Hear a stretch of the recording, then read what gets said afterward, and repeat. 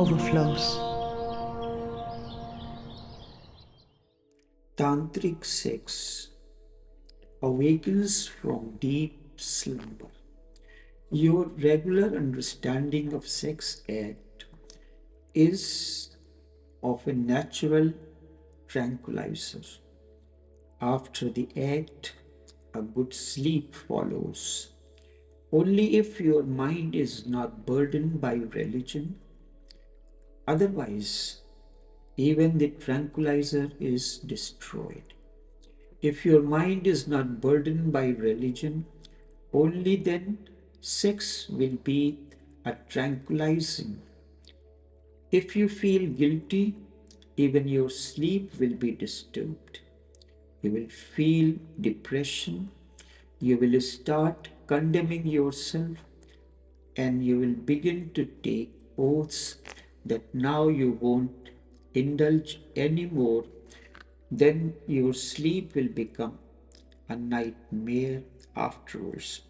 Although there is no direct link between the mechanism of quantum physics and tantric sex, yet quantum principles help to describe the effects of tantric sex to a large extent.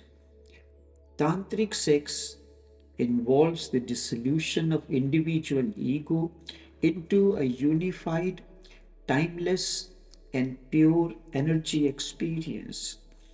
Also, the ecstatic unity of orgasm can be looked as a momentary glimpse into an interconnected, non-dual reality, similar to how quantum physics points to interconnectedness and vibrational nature of the universe beyond individual separation. The experience of orgasm is a temporary death of ego and individuality, where the boundaries between the self and the beloved dissolve. In this state of orgasmic bliss, the individual loses their sense of time and self, experiencing a moment of pure, undifferentiated being. This experience can be described as being pure energy vibrating, pulsating with no center to it. The dissolution of the ego leads to a feeling of vastness and interconnectedness with the other, a state of oneness that aligns with the concept of an interconnected universe with the other. A state of oneness that aligns with the concept of an interconnected universe both within and without.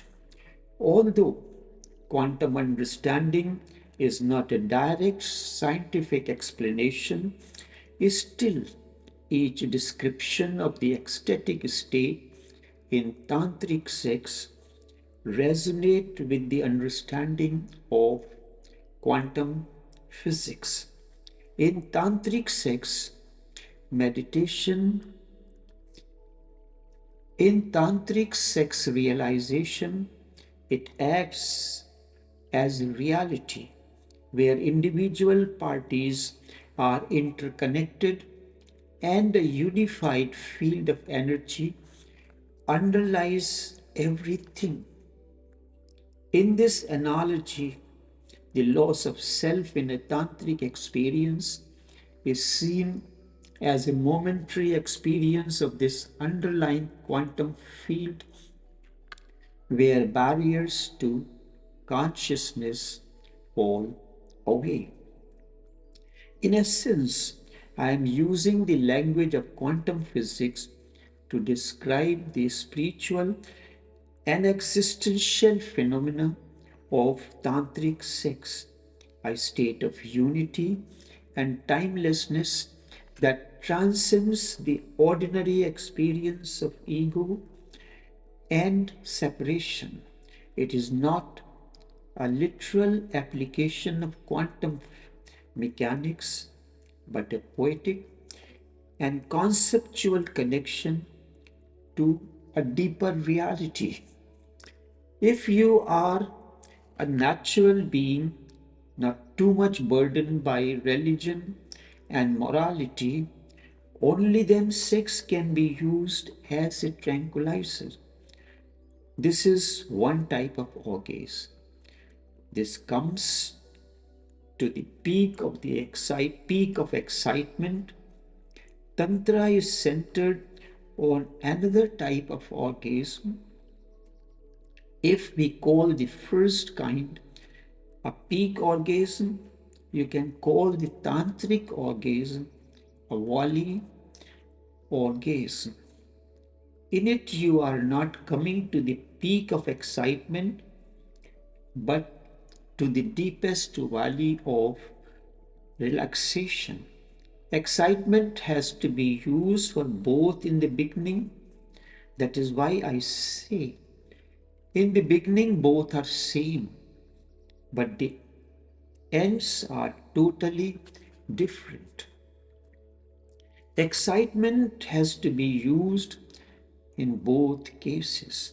It depends if you are going towards the peak of excitement or to the valley of relaxation. For the first, excitement is necessary. It has to be intense, more and more intense. You have to allow it to grow in it. You have to help it to grow towards the peak. While in the second, excitement is just a beginning. And once you have entered, both lover and beloved can relax tremendously. No movement is necessary. They can relax in a deep, loving embrace. When the man and the woman feels the erection is going to be lost, only then in a little movement, only then is a little movement and excitement is required. But then again relax.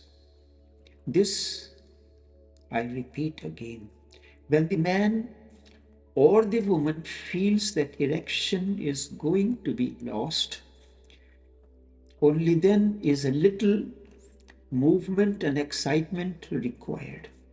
But then again relax. This way you can prolong this deep embrace for hours with no ejaculation, and then both can fall into a deep sleep together. Know this as valley orgasm. Both are relaxed and they meet as two relaxed beings. In the ordinary sexual orgasm, you meet as two excited beings in a tense state, full of excitement, trying to unburden yourself. The ordinary sexual orgasm looks like madness. Tantric orgasm is a deep, relaxing meditation.